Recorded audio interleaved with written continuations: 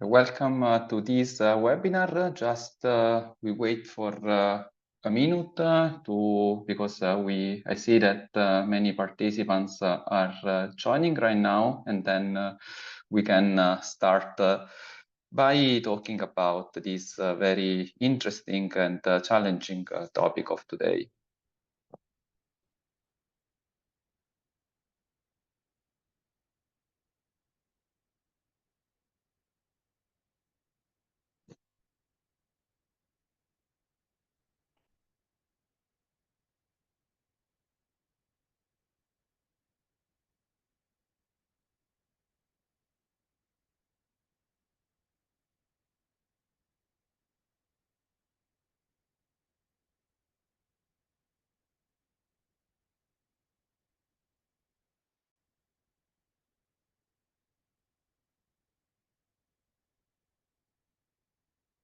Okay, I think we can start. I see that most of the participants are already in this virtual room today with us, and it's a pleasure to be here with Matteo Giuliani from Politecnico di Milano to discuss about how to advance impact-based drought detection via machine learning, but also to discuss how to use artificial intelligence to basically boost the research on drought, as well as also the early warning tools that are essential to prepare and better respond when it comes to drought and the associated risks that drought is bringing. This is a very timely topic, especially if we look at what has happened in the last decade all over the world, but especially in our region in Europe. And it's a pleasure to be also here and discuss the recent findings and the outcome of the Horizon 2020 CLINT project, where basically Matteo and his team developed these new methodologies to deal with drought and the impacts of drought.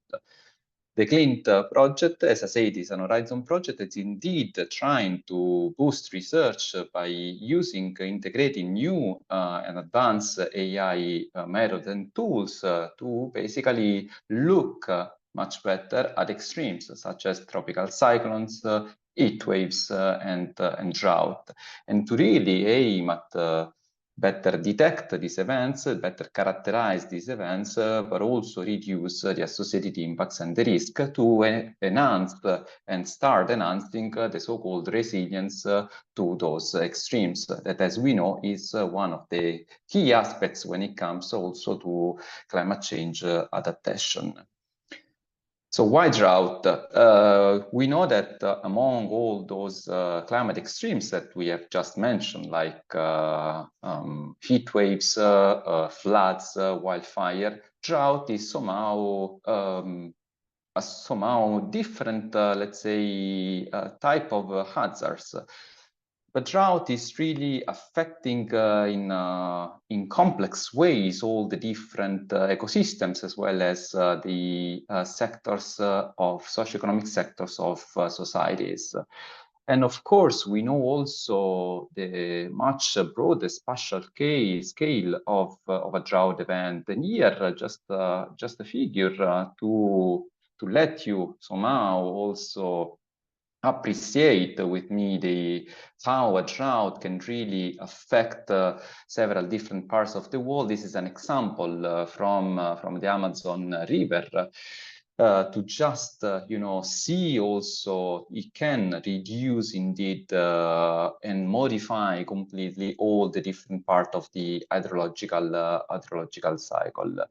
And this is one of the key aspects of drought when compared to other climate hazards, other climate extremes. Drought is, let's say, evolving on very different spatial and temporal scales, and this is reflected into complexity to really detect the onset of a drought, to predict the evolution of a drought, but also to understand and characterize the long-term impacts of a drought events, because these impacts are indeed, when we look and we make the comparison of other events, are less obvious, because they might happen even months after the drought is somehow finished. Another aspect related to drought is that, as we have been observing in the last decade, the drought represent a global threat. So there is virtually no region in the world that is basically without any risk associated with drought. Here you see a map, a global map, showing the soil moisture anomalies from the last year and a half, so from the 1st of January 2022 till the end of May 2023. And you see that basically all the different regions of the world have been suffering in a way or the other, of course, with different level of intensity from a drought event. And you might also remember very well what happened in 2022 in Europe with a drought that in some parts of the continent started already at the end of the previous year in 2021, and it evolved till its peak when it was affecting more than 2/3 of Europe, with impacts that were basically affecting all the different economic sectors, but also the ecosystems. And all these different aspects, of course, make drought a very interesting, from a scientific point of view, a very complex extreme to be investigated and to be analyzed. When we look, this is just a recent, let's say, schematic view of drought to highlight the complexity and also the link between all these different factors that one will need to consider when trying to attempt characterization of drought, but also to improve the prediction of such an event. And also, we shouldn't forget that compared to other hazards, there is indeed a human component that is playing a role also on the characterization, on the, let's say, on the different aspects related to a drought event, for instance, connected to land use, land management, and so on. And we will need to take into account and to address such a complexity to try to improve drought detection, the monitoring of its evolution, the prediction of its impacts, to really move from an hazard-based approach to a risk-focused approach, to enhance indeed resilience. And the sectors that are, of course, that have been that we know that are always affected by a drought, but also that have been investigated recently, are water supply, agriculture, that suffers, of course, from drought events. If you remember 2022, but also 2018, or if you remember the persistent multi-annual drought that affected South America, La Plata Basin, causing huge damages to the agricultural sector there. River transport, energy supply, because we shouldn't forget that a drought event is indeed also affecting, in terms of, especially in terms of water availability, water scarcity, both the hydropower sector and also the other ones like nuclear, but also thermal. And clearly, drought is affecting both the terrestrial and aquatic ecosystems with impacts and with impacts that are really acting on a much longer time scales, and with feedback back to the socio-economic sectors that are still not very well understood, because this is one of the key elements. We still lack a very comprehensive, a very holistic approach to drought risk, because the impacts and the feedback effect, for instance, on the socio-economic sectors, depending on the correct functioning of ecosystems, is still lacking. And of course, by looking at the drought impact, thanks to a recent effort, we see that if we look at the last decades, well, we have basically all the different sectors that have been affected, with the bigger role, clearly as expected, played by the public water supply, agriculture, both crops, livestock, but also ecosystems. And with an effort indeed to collect all these different impacts and try to move, as I said, more towards a comprehensive risk approach. But clearly also, when we look at the coming decades, the urgency of addressing the complexity of drought and characterize and detect better drought events is clearly evident by seeing how climate change is going to amplify the risk associated with drought, for instance, in Europe, but also in all the other regions of the world. This is just an example coming from the recent European Drought Risk Atlas, showing how under a warming level of plus 3 degrees, all these different sectors, public water supply, hydropower, agriculture, ecosystems, are going to experience an increased risk connected to drought. So therefore, today I'm really happy to be here with Matteo and to start with you all discussing about drought and the use of machine learning. Matteo, the floor is yours. Thank you, Andrea.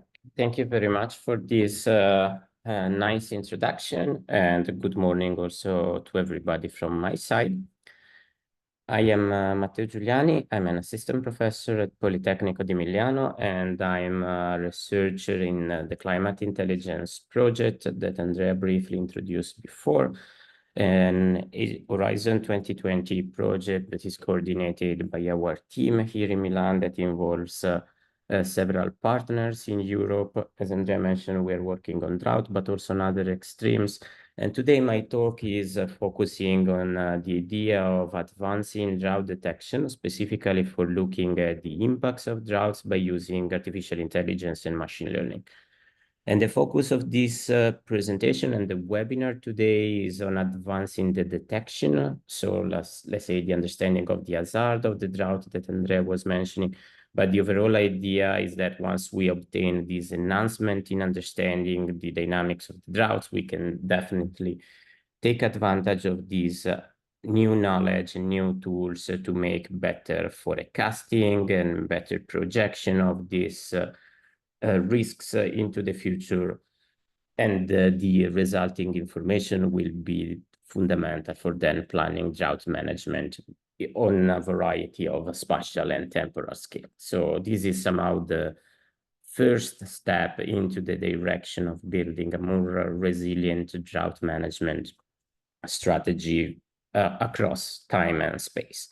This is obviously not a work that I'm conducting alone. It's part of this climate intelligence project, and I want also to acknowledge a number of people who directly contributed to the results I'm going to share with you today. In particular, I want to cite Martina and Paolo, who are the two PhD students who led most of the research that is included in this presentation. So while we want to talk about droughts, Andrea already provided a very comprehensive overview about this emerging need of drought management almost everywhere, especially in Europe, given the recent experience we had in 2022, where we started from a very strong and negative precipitation anomaly that in some areas, especially on the Alps and close to Milan, where we are here located, also generated a lack of snow accumulation during the winter period. This because precipitation was missing, and at the same time, temperature are continuously growing, so there was less accumulation of snow and later on less water entering into the hydrological cycle. And this led, as Andrea mentioned already before, to a number of multi-sectoral impacts, including a reduction in energy and hydropower generation, issue related to the cooling of thermal power plants, substantial impacts on agriculture, ecosystem, and so on and so forth. So it's quite clear that we have new challenges upcoming, and we need to be prepared in order to tackle that. However, if we talk about drought management, this might be more complicated than for other type of hazards, because still we have difficulties in defining the droughts.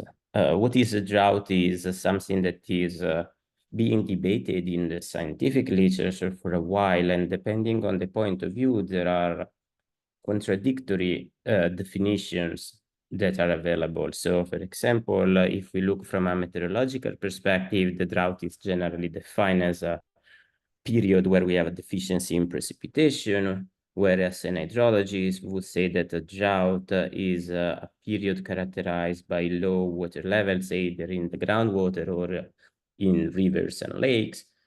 But the two periods do not necessarily coincide. At the same time, if we move on the right side of this slide, a farmer would say that a drought is a lack of water in the soil, and a water manager that is probably in charge of managing the water supply system that suffered from the recent droughts, as Andrea reported before, would say that this is a period, the drought one, where we have anomalous failure in the water supply system. And so if we start from these challenges just in the formal definition of a drought, these produce further challenges then in how we can monitor and detect a drought, because depending on the different definition, the tools and the methods for detecting an event are different. And so again, if we focus on a meteorological perspective, we are going to look at precipitation, maybe precipitation and temperature, to build a monitoring or detection index that allows the identification of the drought periods.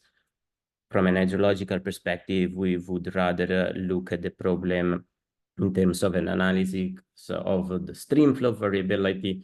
Farmers will probably prefer to look at the dynamics of the soil water content. And finally, the water manager will look at the balance between water demand and water availability. And so this plethora and variety of indexes then is one of the key challenges that makes the detection of the drought probably more difficult than the detection of other extreme events. And just to show, this is probably something that for most of the participants is kind of well known, we can have a look at what are the implications of this variety of definition and variety of indexes when we look at the European drought events that occurred over the past time period. And here I'm focusing on events that you can identify by looking at the historical observation from 1993 to 2018.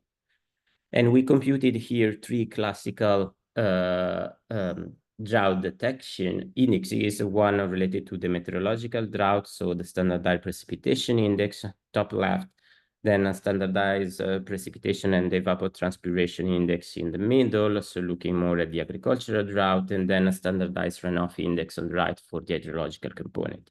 And for the different parts of Europe, we identified and counted how many drought events are detected by the different indexes. And you clearly see from the color map where light colors correspond to a small zero number of events and dark color is a high number of events, that the answers provided by the different indexes vary. And so we start from this context where just counting and identifying events is difficult. And then the second question and the second key challenge is how much these indexes are capturing the drought impacts. And as some of you probably already know, the reply to this question is just a small fraction of indexes tend to capture the impacts, and this correspondence is not so consistent as we would hope. And just as an example here, again, I'm reporting one event that happened in the summer of 1995. It was also reported on the news. In the Iberian Peninsula, there was an intense event that generated a number of impacts in the region. And then these impacts are confirmed by the entries reported in the geocoded disasters datasets. So these black points in the maps represents recorded impacts of the droughts in the Iberian Peninsula. And again, if we compare standardized precipitation index versus standardized runoff index on the map, you see that there is no coherent and consistent detection of drought events over that time period. However, we can try to improve the situation and go into the direction of defining new indexes that are better able to capture these events. And if we look at the status of drought monitoring and drought detection in Europe, there are a number of initiatives and a number of examples that are very virtuous in this direction. And one that inspired somehow our research is the one that took place in Spain a few years ago. And most of the Spanish authorities indeed are now relying not on standardized drought indexes, but rather on a sort of ad hoc or basin-specific indexes that have been constructed historically, trying to capture and reproduce the variability of drought impacts. In the slide here, I'm reporting one example of the construction of these drought indexes that refer to the case study that is the Yucca River Basin, located in southeastern Spain, close to the city of Valencia. And in this specific river basin, they have defined an index as a linear combination of 12 predictors that are the one listed here on the top right part of the slides. So it's a combination of information related to water storage in the reservoir, flow measurements, pluviometer measurement, and piezometer levels measurement all around the basins. And the way the linear combination was defined was through a sort of trial and error procedure, where the results of the linear combination, so this new drought index, was targeting the reproduction of the water supply deficit recorded over an historical time period. And at the end of this process, you see from the figure here on the slides that the blue line representing the drought index is indeed following this target pink trajectory representing the water supply deficit. And so this is a nice example because it's somehow going beyond the traditional standardized indexes and try to build a more complex composite index, combined index in a way that aggregates different pieces of information, trying to reproduce as an outcome the impacts of the drought on a specific case study. So taking inspiration from this approach, we asked ourselves whether we can somehow automate this process such that we obtain a formal procedure that replicates the expert-based trial and error process that led to the definition of the drought index in the Yucca River Basin. From our perspective, the idea was to go into the direction of machine learning algorithm to build this pipeline, able to process data, identify the most relevant ones, and construct a drought index characterizing and capturing the impacts of the droughts. And so this is what we came out. So is this methodology that we called FRIDA, which is composed of three main steps, as you see on the slide. So the idea was to prepare some data sets by combining on the one end predictors, drivers of the droughts, and some target variables representing the impacts of the drought. Then the second step was a feature extraction or input variable selection step. And the last one was the definition of the drought index by using a variety of models. So entering a little bit more into the details. So the idea, if we want to replicate the approach on the Yucca River Basin in terms of target variable is then, for example, considering this water supply deficit as the trajectory of the drought impacts that we want to explain. And then in terms of candidate predictors, we are going to collect a number of observational records inside the Yucca River Basin that characterize water levels, water availability in the rivers, precipitation records, temperature trajectories, groundwater levels. And then we were also considering to test how much information is provided in the Yucca River Basin by standardized indexes, such as, again, SPI, SPEI, and so on. So we prepared this data set with a potentially quite large number of candidate predictors or drivers on the one end, and on the other, this time series of target variable capturing and representing the impacts of the drought in the case study we are considering. And then we enter into the more technical step of the analysis, that is this feature extraction component, where we are adopting a wrapper algorithm that is combining extreme learning machine and evolutionary algorithm for selecting the most informative set of predictors that allows reproducing the target variable of interest. One peculiar characteristics of this algorithm, I will not enter into too much details of this methodology during the webinar, but I will be happy to take questions or provide more information, let's say offline, is that the algorithm is making the selection of the information by looking at a variety of metrics. So first of all, we want to maximize the predictive accuracy of the index. So we want an index that is as close as possible to the time series of the impacts we are trying to reproduce. We want a low model complexity, which means that our index should rely on a minimum set of selected predictors. So we simplify the computation and the monitoring of the drought events. And then we want to have inside the selected predictors, high relevance and low redundancy. So we wanted to somehow specialize this selection to consider only the very informative variables among the predictors and try to avoid any redundancy. So select two indexes that provide the same information for the construction of the index itself. So we can then obtain a set of different predictors.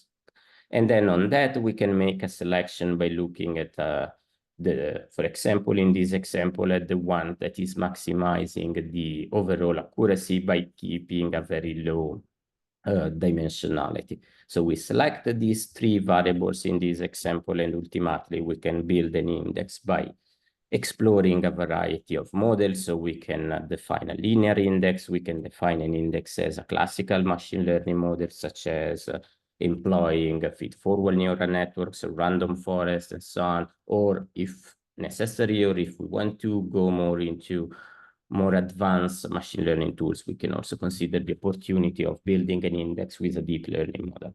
And so these are the results we obtain on the Yucca River Basin. So again, in blue, you have the deficit, so our target variable.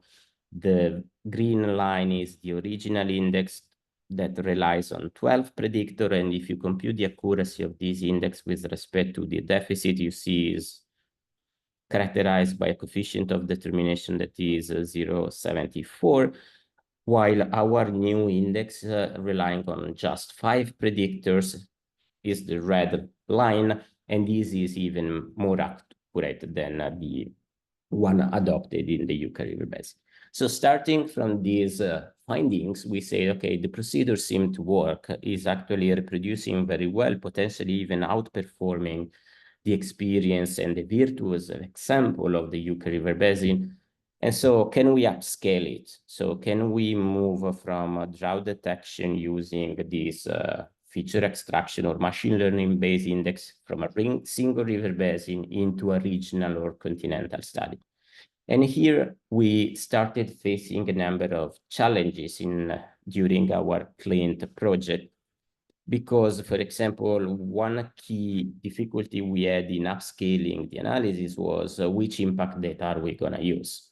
Because it's easy to have detailed information in a single river basin, but then if you want to run the analysis over continental Europe, that is not going to be so easy. And so here, after some discussion also involving Andrea and his team from JRC and the European Drought Observatory, we say, okay, we can start, for example, by using satellite information related to vegetation stress to make a first assessment such that we guarantee to have continuous coverage in space and time of the entire Europe. And so this vegetation stress can be an example of the drought impacts or a proxy of the drought impacts on vegetation and probably also on agriculture. But then other data can be considered if we want to change sector, and we are currently running also other experiments, for example, looking at the energy system. Then the other question is related to which predictors are we going to use if we want to cover the entire European domain. And so here we created our data sets by combining both reanalysis data and hydrological model simulation. In collaboration with SMHI, we use their outputs generated through the EHYPE model.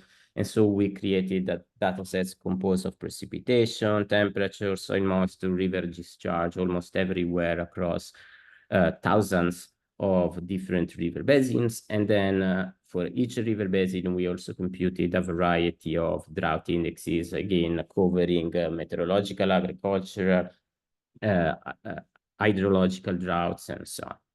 So we prepare these large data sets, then we run the feature extraction, and we get to our results. Our results, where we can compare them and assess the quality of our results by visualizing, especially over Europe, how much correlation we could have when considering as standardized drought indexes with respect to the impact data we are adopting for these assessments.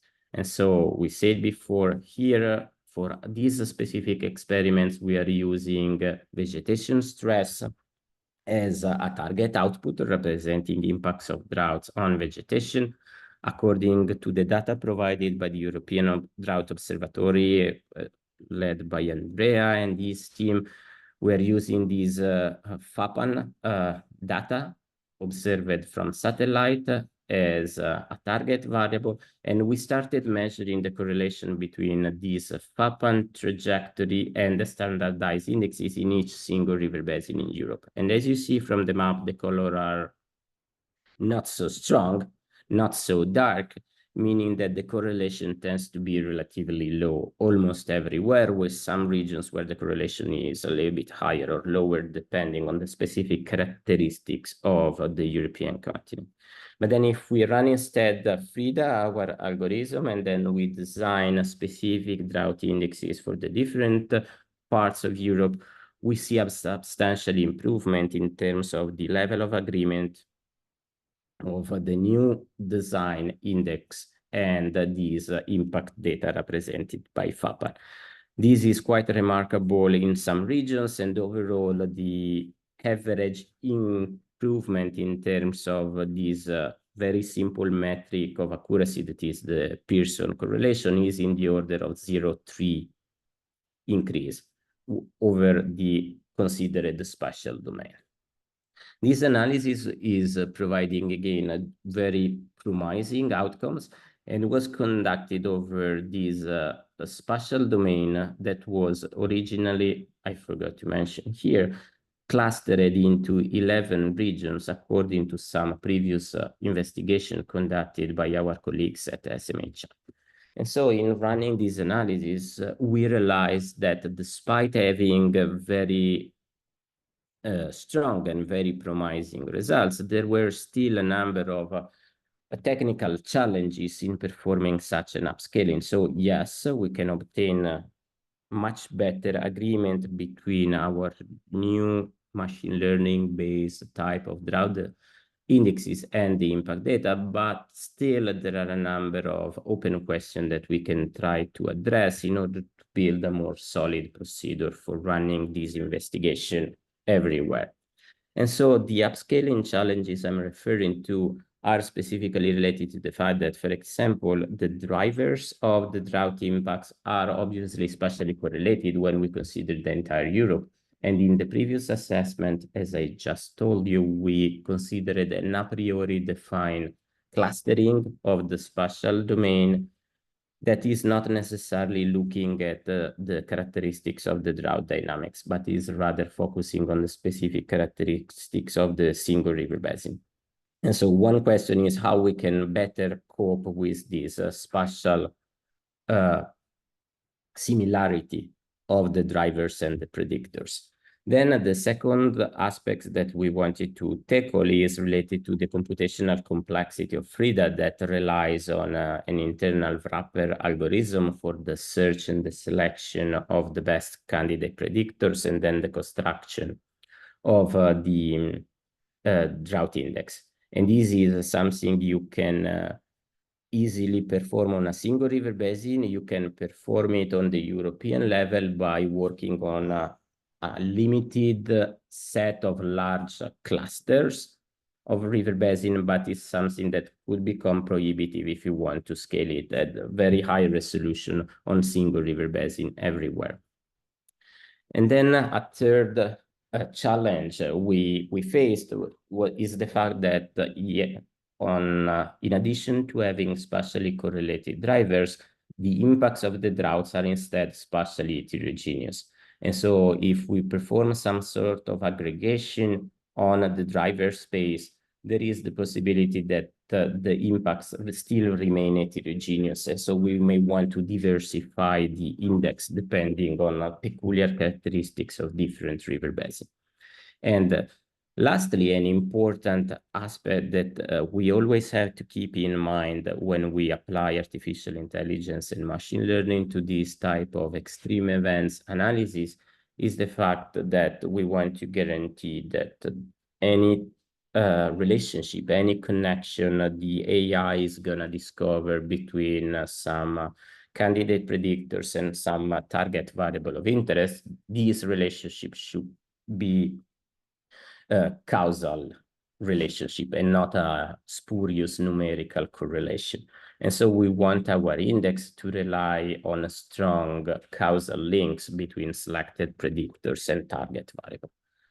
So in order to cope with those four challenges, we started refining and advancing the previous experiments by going one step further and producing new contribution in the direction of all those 4 points.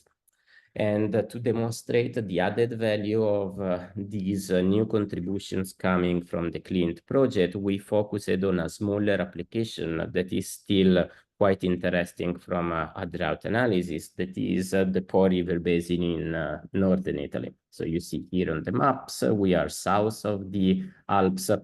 This is basically covering most of northern Italy in terms of the spatial domain.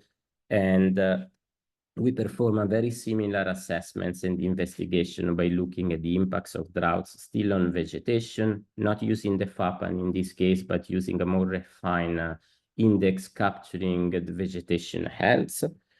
And then looking at the problem at its maximum granularity or resolution. And so here we took reanalysis data on single pixel level. And so you see here from the bottom image how we have a much broader and much larger number of candidate predictors that probably are highly spatially correlated now when we consider the single pixels of the reanalysis data. And in particular, over this spatial domain, we have about 1,000 pixels for both temperature and precipitation, and then different temporal aggregation from 8 days to 24 weeks.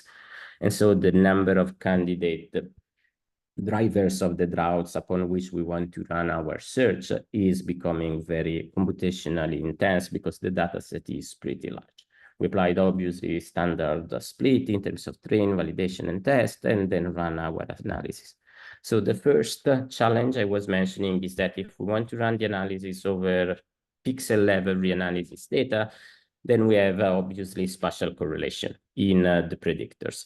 And so what we contributed here is a novel dimensionality reduction algorithm called principal data-driven variable aggregation that is aggregating contiguous variable with their average in order to provide anyway an interpretable aggregation of the drivers.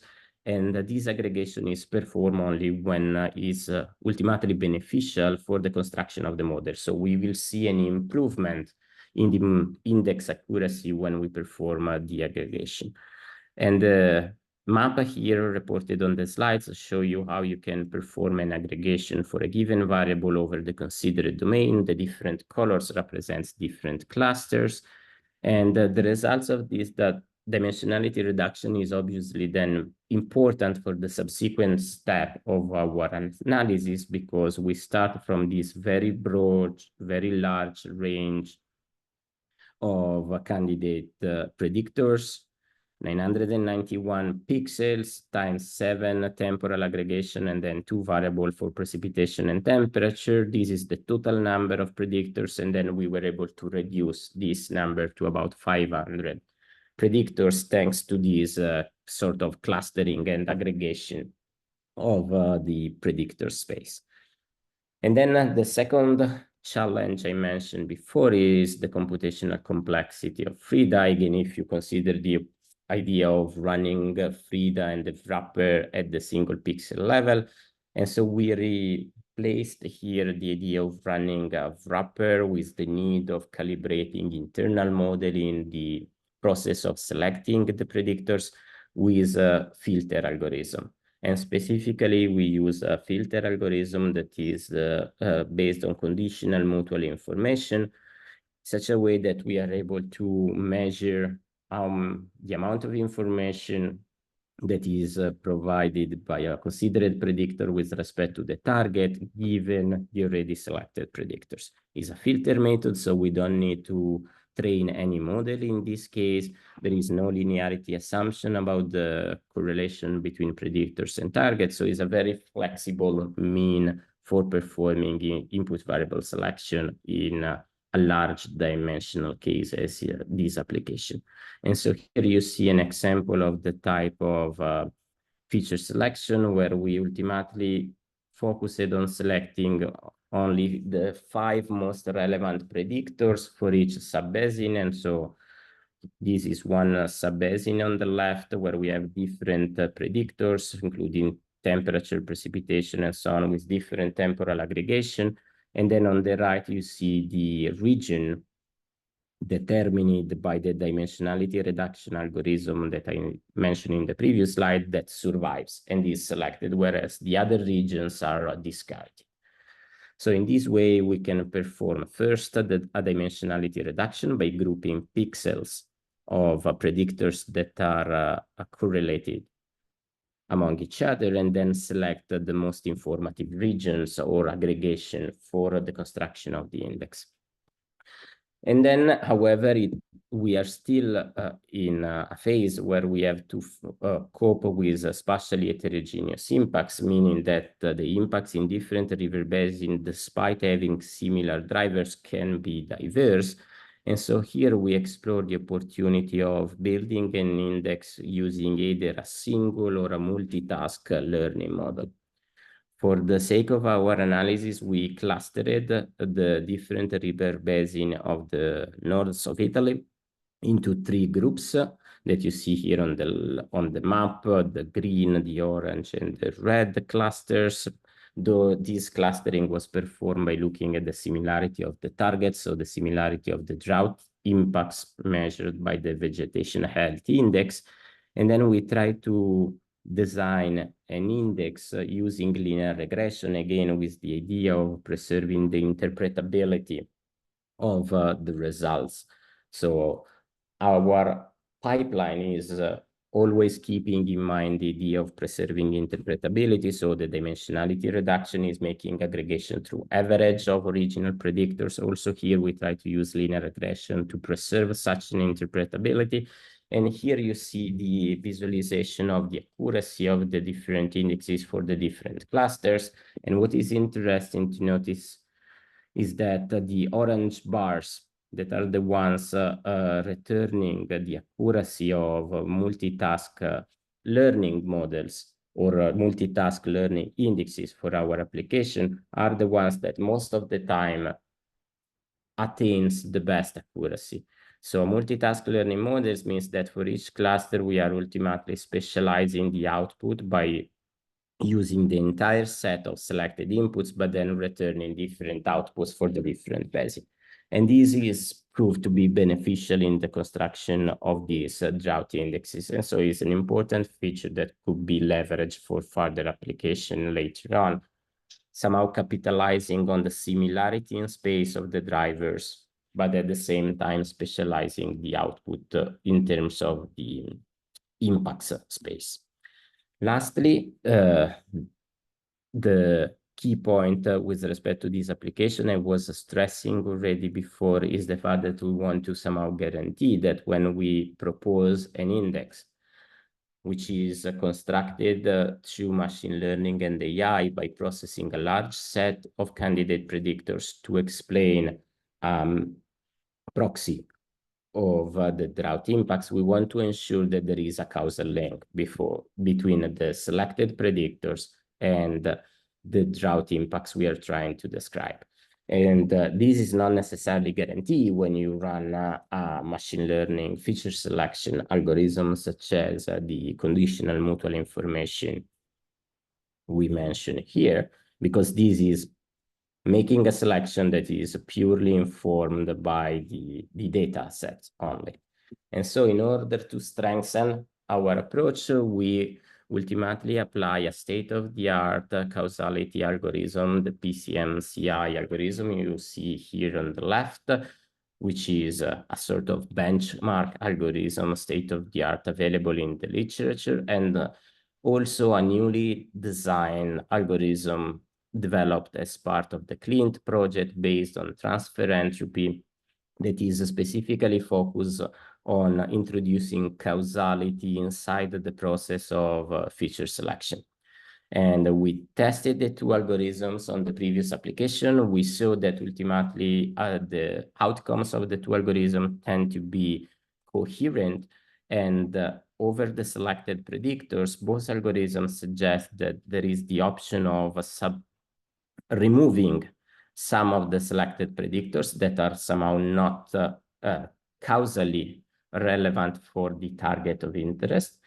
And when we look at the accuracy of the index that is reported on the bar chart here on the right of the slides, we see how the two algorithms, so the PCM-CI and the transfer entropy feature selection, attain very similar level of performance in terms of accuracy in reproducing the drought impacts, similar to indexes that use all of the selected predictors by the CMI filter methods mentioned before. But interestingly, those two indexes are now using a minimum set of causal predictors. In particular, PCM-CI is using only one variable, that is temperature, for this specific subbasin. And in the case of the transfer entropy, this temperature information is complemented by an hydrological related information on lake levels. And this is producing a small improvement in terms of accuracy of the drought index. And so what is important, however, of these results is that a number of other selected predictors by the filter algorithm are discarded without negatively impacting on the accuracy of the model. And so it's a good post-processing final step on the outcomes of the FRIDA methodology. That's somehow all from my side. So if we want to wrap up the different results and findings and experience we collected as part of this investigation, we can definitely conclude that there is a limitation in many existing standardized indexes that tend to fail in capturing the texture, so both the distribution as well as the intensity of the drought impacts across Europe. And so this is also one of the motivations of the initiative Andrea was mentioning in his introduction a while ago.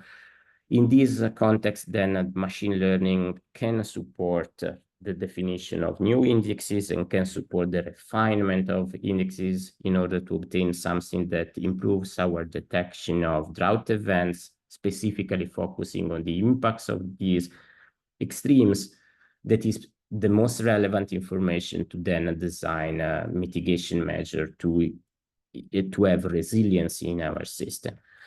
At the same time, the problem is not fully solved, and there are still a number of open challenges in the application of machine learning in the AI for drought detection, as well as in general extreme events detection in these fields. I just mentioned a few and some new experiments that we are conducting, but there is definitely the need of going deeper into this domain, which offers a huge space for new opportunities, but at the same time, a number of challenges has to be properly addressed before fully capitalizing on those.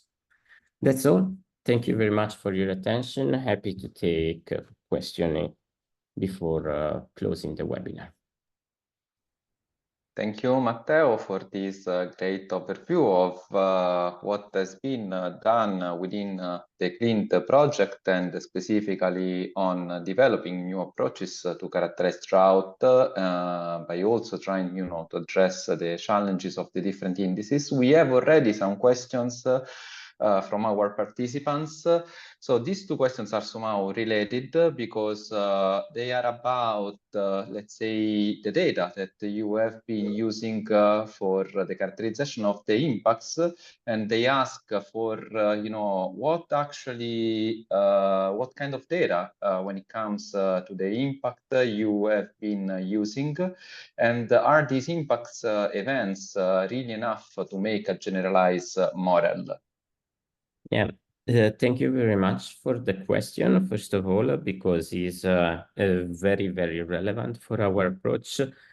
And the reply is not so simple. So let's say the impacts that we used for the European application are somehow one possible example of impacts. So it's not guarantee that that type of information is sufficient for building an index, for building a model that is fully generalizable. It was rather a sort of a first experiments using some data that, for example, the European Drought Observatory is constantly monitoring and is publishing in its report.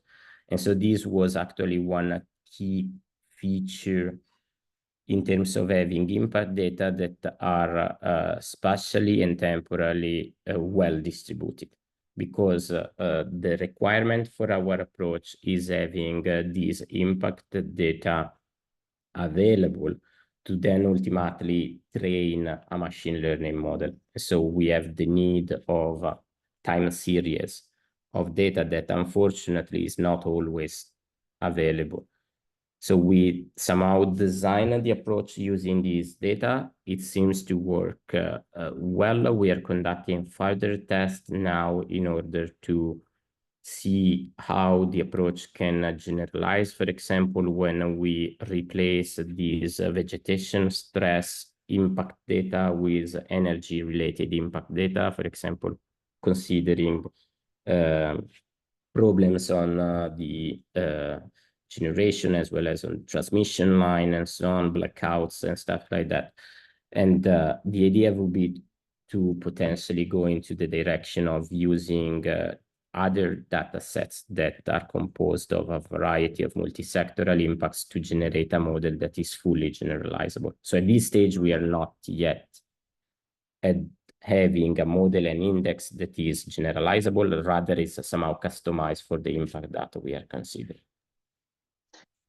Thanks, Matteo. Indeed, I think this is one of the challenge also that you mentioned to have really this multi-impact somehow, no? And then there is still a lot of work to be done, of course, to address this complexity. There is another question on, again, a little bit on the impact and how this time on the time lag, how do you make sure that you can incorporate or you can account for the time lag between the event, the hazard, so the occurrence of the drought, and the impacts? For instance, take the example of an ecosystem where we know that there might be impacts also months after the occurrence of the hazard.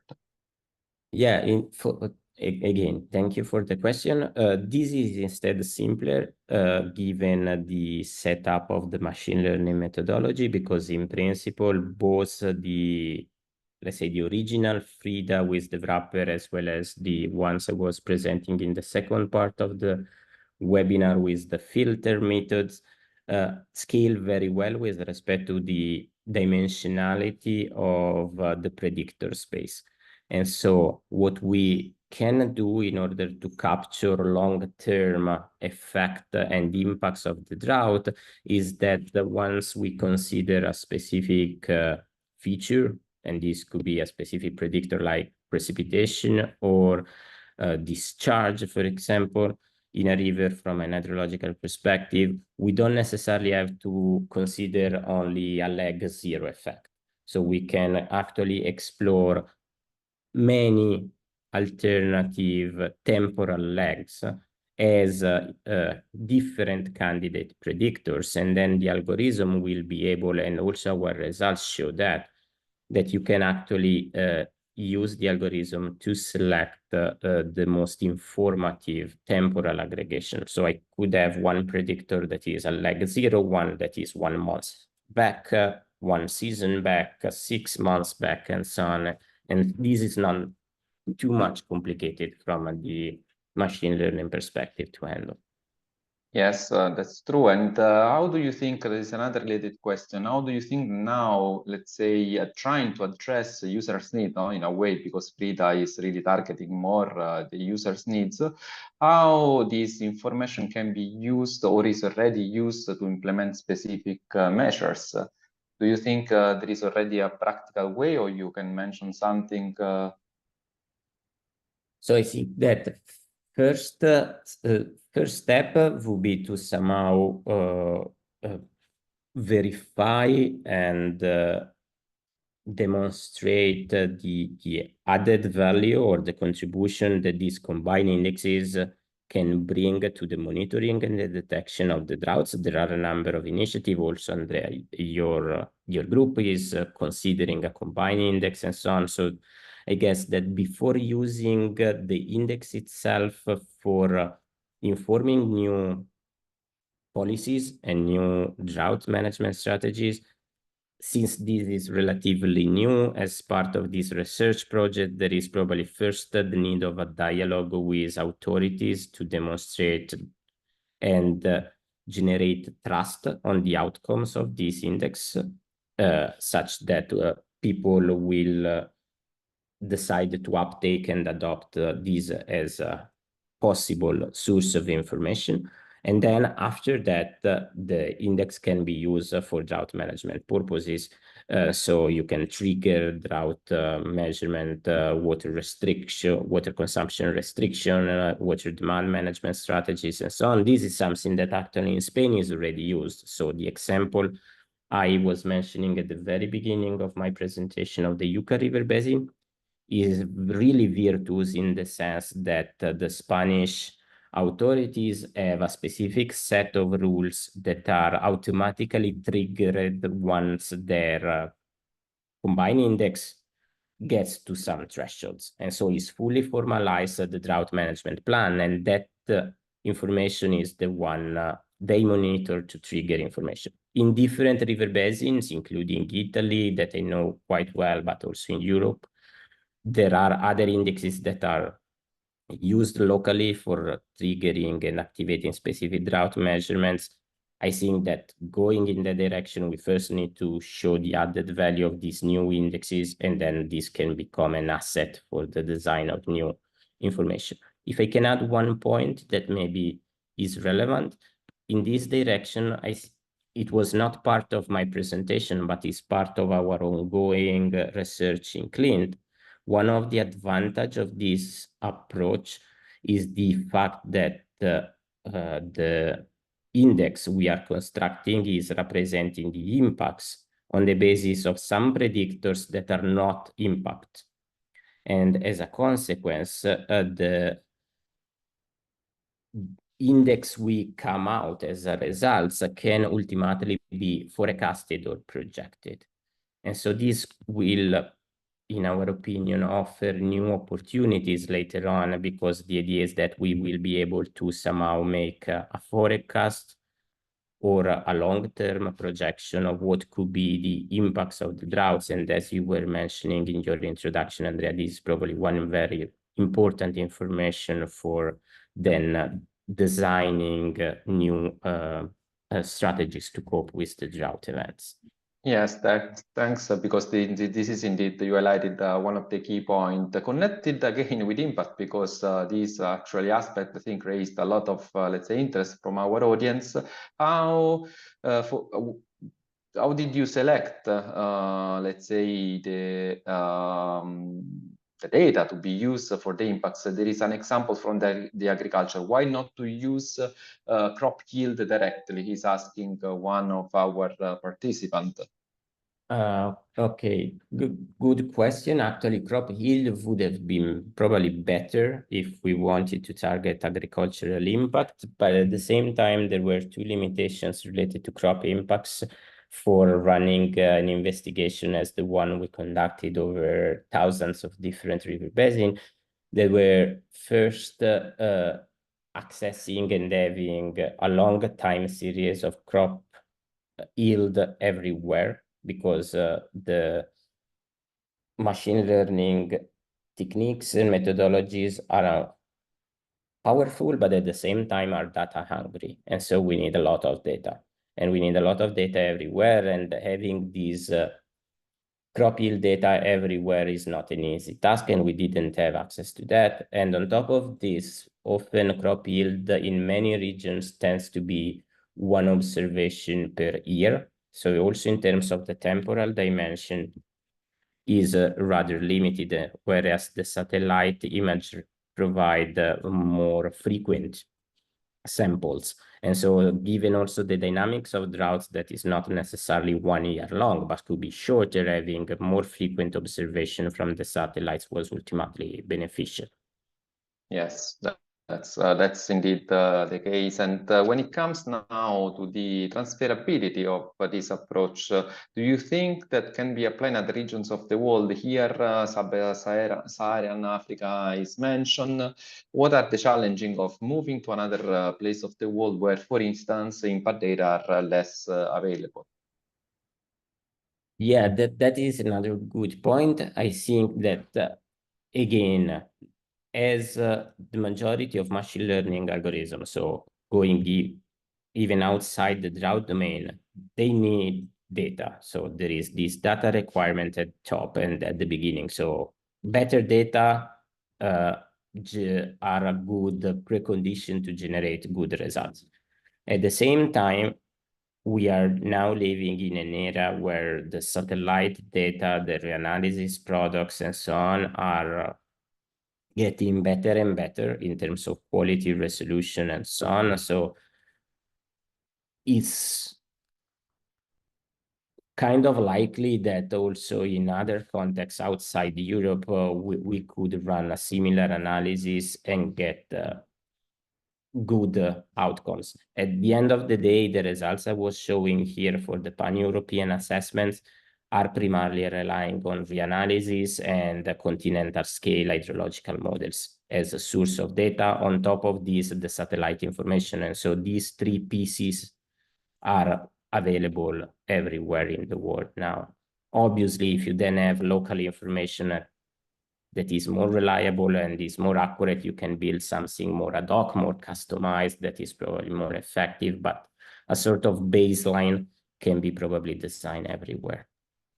Thanks. Now let's move for the final questions more on the technical side. What is, you think, the effect of the resolution? So a coarser high resolution, what is, let's say, a rule of thumb, no, for this approach that you have been showing us today?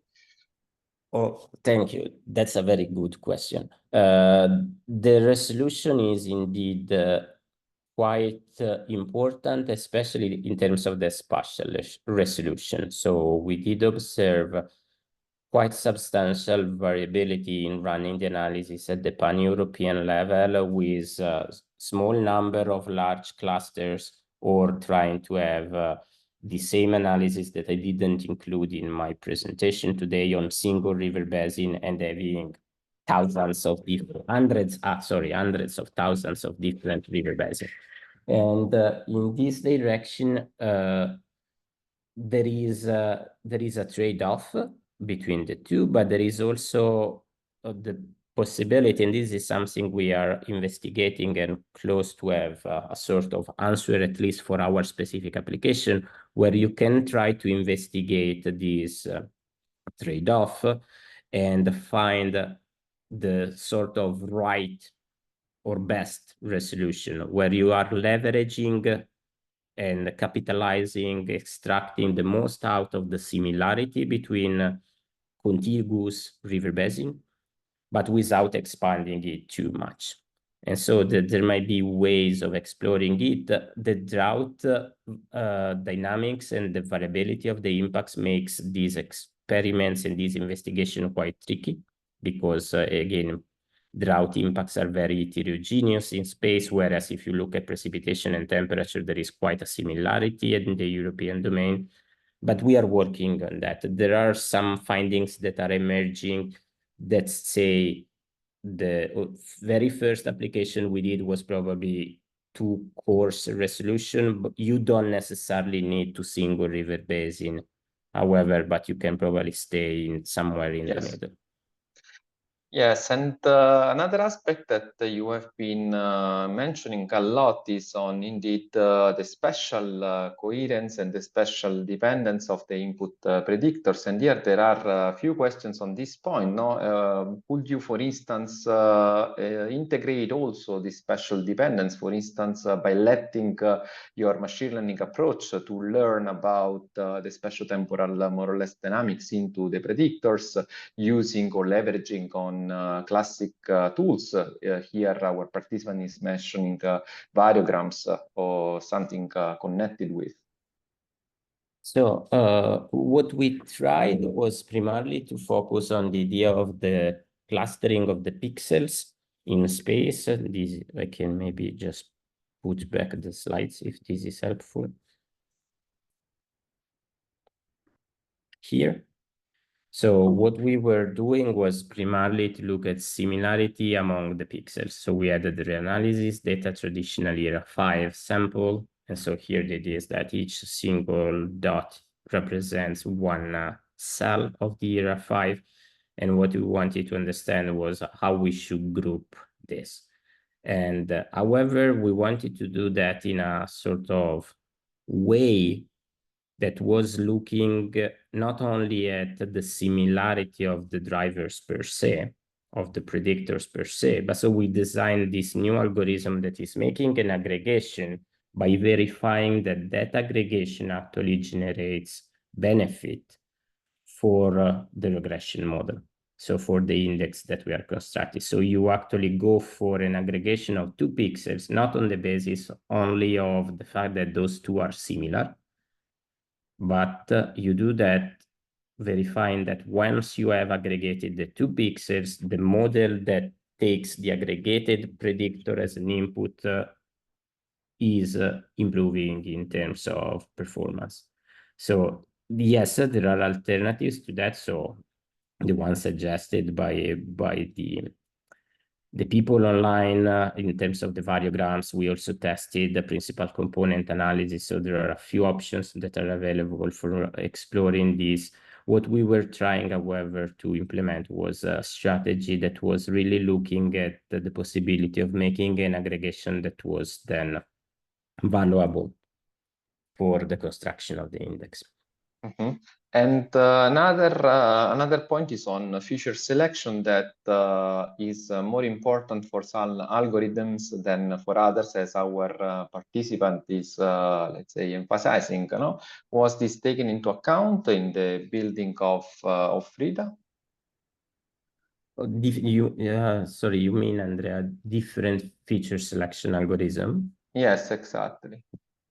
So what we did for FRIDA was to rely on a wrapper method that we didn't design ourselves. So it was shown by the authors who developed here. Is an algorithm, is now 8 years old. It was published in IEEE a while ago. In the original publication of this wrapper, there was a benchmarking, obviously, with respect to other state-of-the-art feature extraction algorithm. For us, we selected those for 2 main reasons. One was the possibility of actually making a feature extraction that was looking at a variety of metrics. And we thought that this, for the purpose of the definition of the drought index, was relevant. So the possibility of navigating the sort of trade-off among the selected predictors and not just look at predictive accuracy alone, but also consider model complexity, relevance, redundancy was a good feature of the algorithm. And at the end, having this type of results that I didn't discuss into too much detail, but having a set of solutions rather than a single solution was instrumental for us because it could offer the opportunity of selecting alternative, almost optimal solution, so very close or in terms of information content, but relying on different features. And this, again, for the construction of the index can be something relevant because we could have one alternative that maybe is the most accurate one in terms of predictive accuracy of the index, but requires monitoring a variable that is very difficult to monitor. So in terms of cost for the potential implementation of that scheme could be high. And we don't have this information inside the problem, let's say. And that if this is the case, we can then transition to, let's say, the second best solution that is still returned by the algorithm. And maybe this is relying on something more standard in terms of monitoring, so could be a better choice eventually for the real implementation. Yeah, very good point. So last question, and before closing this webinar, finally, is this framework, so is Frida an open access tool? Are you planning to release and make it open to everybody? So the original algorithm that is underlying Frida, so is actually the core of the algorithm, was published, and the code is available. There is a GitHub repository. The original publication that actually was before CLINT itself, when we made the first test of this, is also open access, and there are all the references there. While for the new algorithms, the one, let's say, all the improvements we are developing with CLINT, they are going to be published once we finalize the experiments, the publication, and so on. For example, the transfer entropy is going to be published soon, and as part of CLINT, we actually plan to have by the end of the project, but some products are already being published, public open access web processing services. So I just want to invite all the participants who might be interested. If you go to the web page of the climate intelligence projects, there is a link to a dedicated page where all these software code and tools are constantly published by the partners of the project. So in case you are interested, just check out the website. There is material now, and material is going to be published over the next months. Thank you, Matteo. And with this, I would like to thank again you for this overview on this advancement within the CLINT project, for this overview also on the challenges of characterizing drought detection and the associated impacts and the risk. And also, I would like to thank all the participants that have interacted with us, posing so many interesting questions. Thank you, and see you at the next webinar. Thank you very much. Have a good day.